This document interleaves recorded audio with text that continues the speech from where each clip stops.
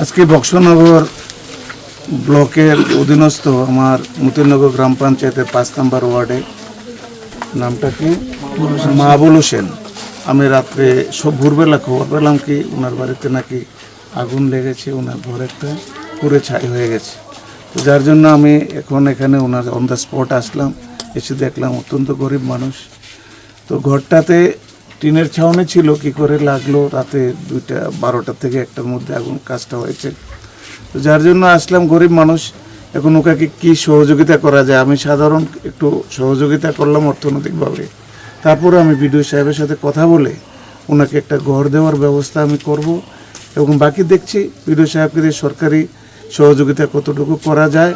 আমি ওদেরকে এতটুকু আশ্বাস দিয়েছি, দেখি কি করা যায়। অবশ্যই কিছু না কিছু একটা সহযোগিতা তো আমি করবই।